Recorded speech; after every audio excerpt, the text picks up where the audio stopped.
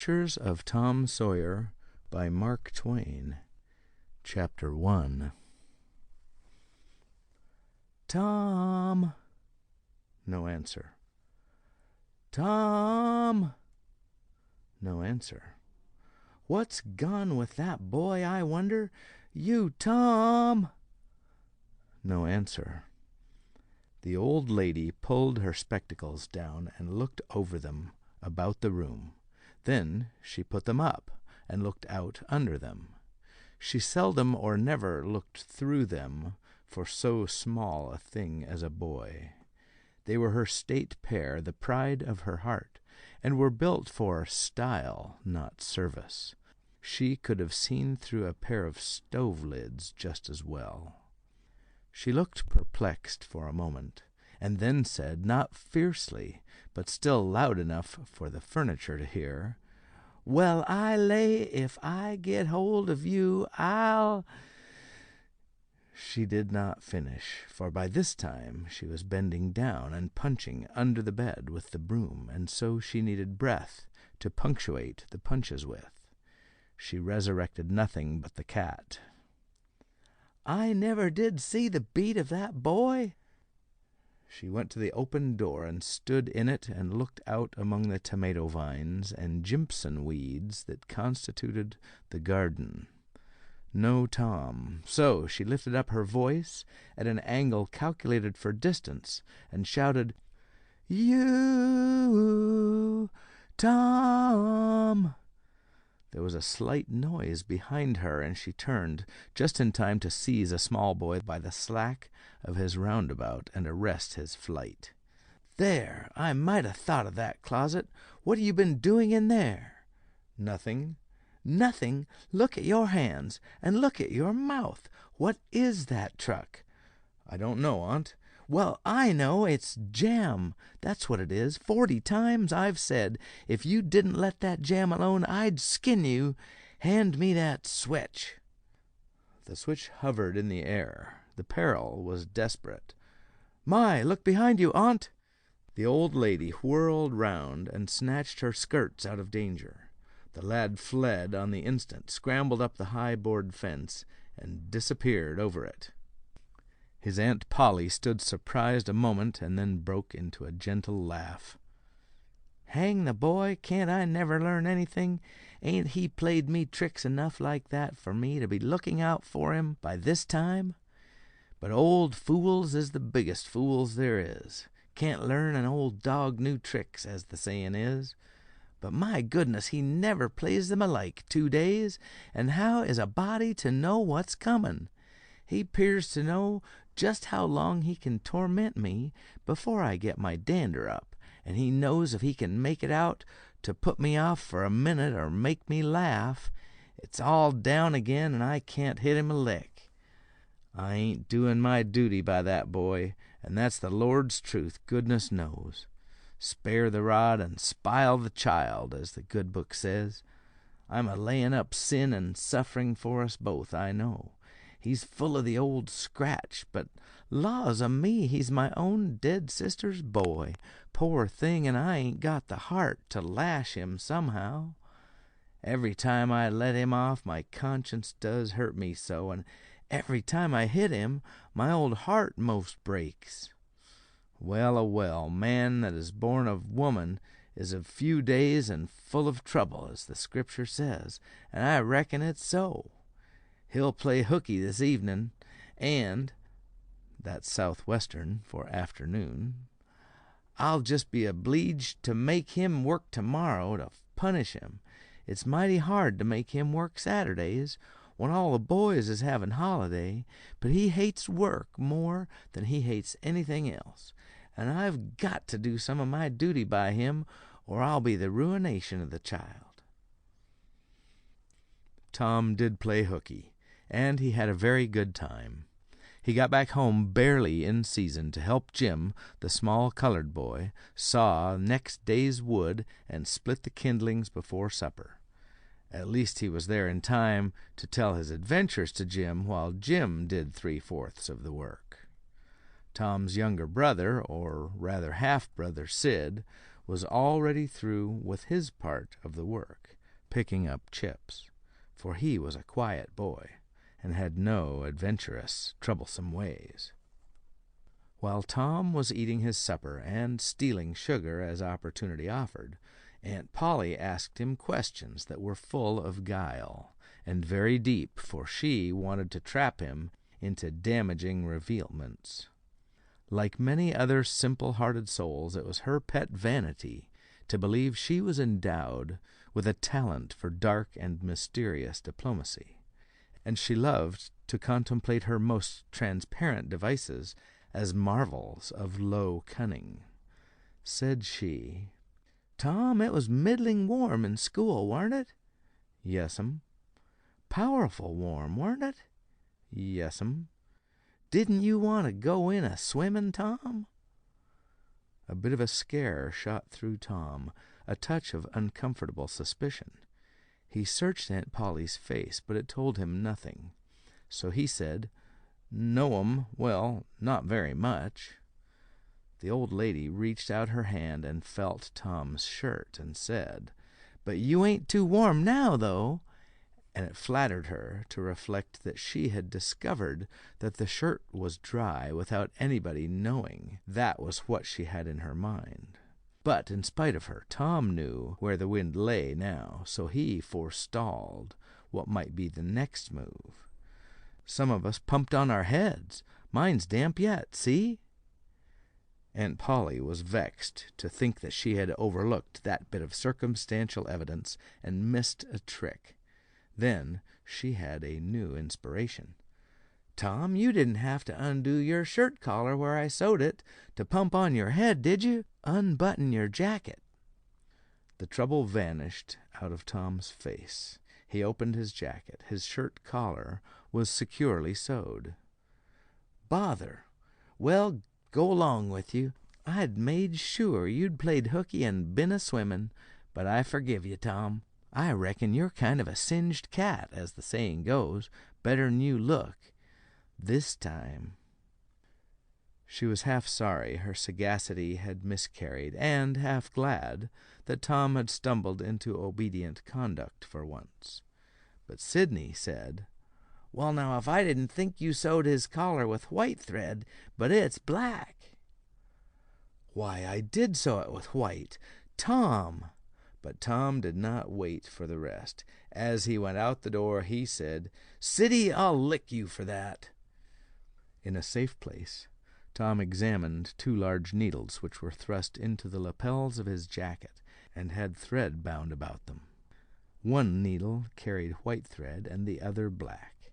He said, "She'd never notice if it hadn't been for Sid. Confound it!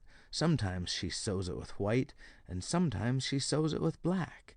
I wish to Jeminy she'd stick to one or t'other. I can't keep the run of 'em, but I'll bet you I'll lamb Sid for that. I'll learn him." He was not the model boy of the village. He knew the model boy very well, though, and loathed him. Within 2 minutes, or even less, he had forgotten all his troubles. Not because his troubles were one whit less heavy and bitter to him than a man's are to a man, but because a new and powerful interest bore them down and drove them out of his mind for the time.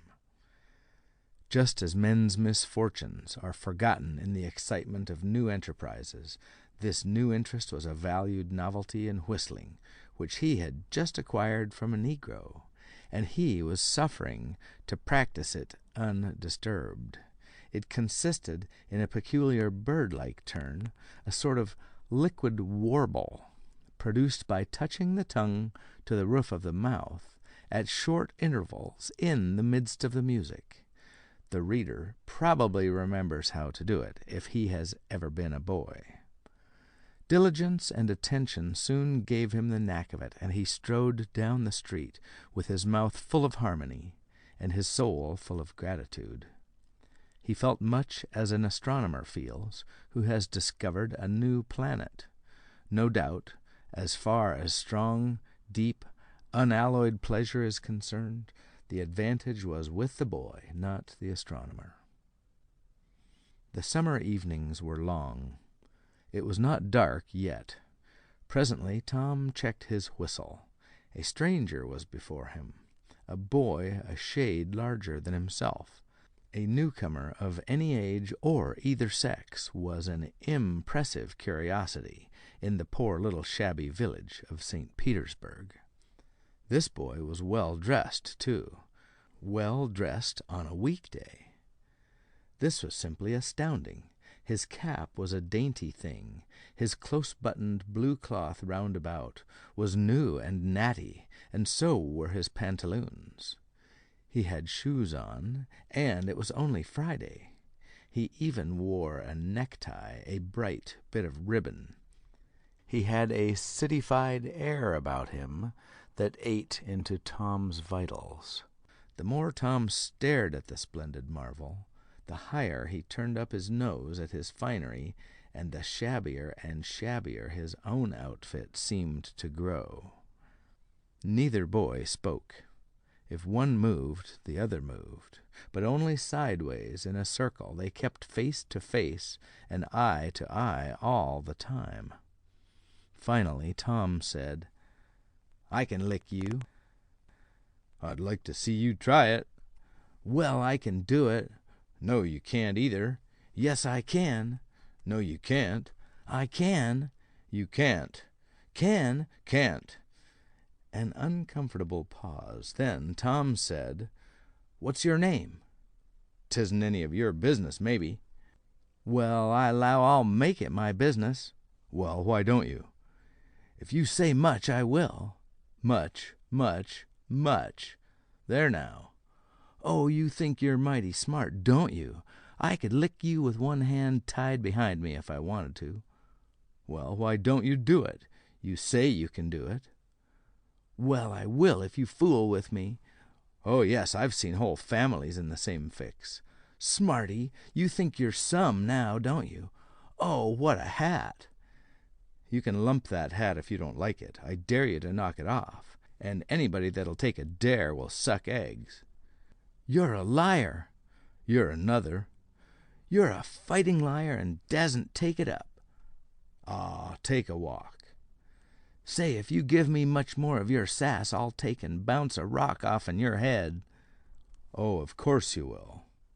"Well, I will." "Well, why don't you do it, then? What do you keep saying you will for? Why don't you do it? It's because you're afraid." "I ain't afraid." "You are." "I ain't." "You are." Another pause, and more eyeing and sidling around each other. Presently they were shoulder to shoulder, and Tom said, "Get away from here." "Go away yourself." "I won't." "I won't either." So they stood, each with a foot placed at an angle as a brace, and both shoving with might and main, and glowering at each other with hate. But neither could get an advantage. After struggling till both were hot and flushed, each relaxed his strain with watchful caution, and Tom said, "You're a coward and a pup. I'll tell my big brother on you, and he can thrash you with his little finger, and I'll make him do it, too." "What do I care for your big brother? I've got a brother that's bigger than he is, and what's more, he can throw him over that fence, too." Both brothers were imaginary. "That's a lie." "Your saying so don't make it so." Tom drew a line in the dust with his big toe and said, "I dare you to step over that, and I'll lick you till you can't stand up. Anybody that'll take a dare will steal sheep." The new boy stepped over promptly and said, "Now, you said you'd do it. Now let's see you do it." "Don't you crowd me now. You better look out." "Well, you said you'd do it. Why don't you do it?" "By jingo, for 2 cents I will do it." The new boy took 2 broad coppers out of his pocket and held them out with derision. Tom struck them to the ground. In an instant both boys were rolling and tumbling in the dirt, gripped together like cats, and for the space of a minute they tugged and tore at each other's hair and clothes, punched and scratched each other's nose, and covered themselves with dust and glory. Presently the confusion took form, and through the fog of battle Tom appeared, seated astride the new boy and pounding him with his fists. "Holler 'nuff," said he. The boy only struggled to free himself. He was crying, mainly from rage. "Holler 'nuff," and the pounding went on. At last the stranger got out a smothered "'Nuff," and Tom let him up and said, "Now that'll learn you. Better look out who you're foolin' with next time." The new boy went off, brushing the dust from his clothes, sobbing, snuffling, and occasionally looking back and shaking his head, and threatening what he would do to Tom the next time he caught him out. To which Tom responded with jeers, and started off in high feather, and as soon as his back was turned, the new boy snatched up a stone, threw it, and hit him between the shoulders, and then turned tail and ran like an antelope. Tom chased the traitor home, and thus found out where he lived. He then held a position at the gate for some time, daring the enemy to come outside. But the enemy only made faces at him through the window and declined. At last the enemy's mother appeared, and called Tom a bad, vicious, vulgar child, and ordered him away. So he went away, but he said he 'lowed to lay for that boy. He got home pretty late that night, and when he climbed cautiously in at the window, he uncovered an ambuscade in the person of his aunt. And when she saw the state his clothes were in, her resolution to turn his Saturday holiday into captivity at hard labor became adamantine in its firmness. End of chapter 1.